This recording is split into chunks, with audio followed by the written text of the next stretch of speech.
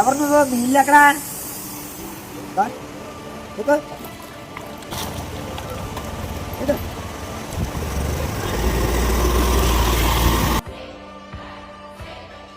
ఈ అమ్మాయినా?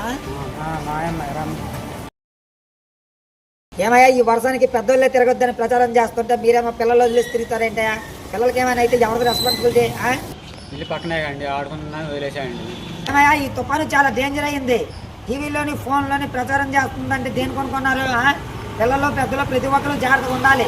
స్తంభాలు పడిపోతున్నాయి, కరెంటు పోలు పడిపోతున్నాయి, చెట్లు పడిపోతున్నాయి, నదులు పొంగుతున్నాయి. ఇవన్నీ ఎంత జాగ్రత్తగా ఉండాలి. పిల్లలు పెద్దలే జాగ్రత్తగా ఉండాలని ప్రభుత్వం చెప్తుంటే పిల్లలు వదిలేసి తిరుగుతున్నారు. పిల్లలకేమైనా జరిగిందంటే ఎవరైనా రెస్పాన్సిబిలిటీ?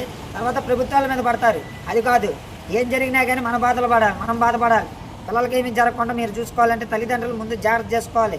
పిల్లలే ఎలా పడితే అలా రోడ్డు మీద వదిలేశారనుకో, తర్వాత బాధపడేది మీరే. తప్పైపోయిందండి, వదిలిపెట్టాలండి. చిన్నపిల్లలు మూగజీవులు ఒకటే. ఏమైనా జరిగిందంటే కేకేసి బయటికి చెప్పలేరు. జాగ్రత్తగా చూసుకోవాల్సింది మీరు, తల్లిదండ్రుల బాధ్యత అది. ఓకేనా? జాగ్రత్తగా చూసుకోండి, ఎప్పుడు పిల్లలు వదిలిపెట్టమని. ఓకే.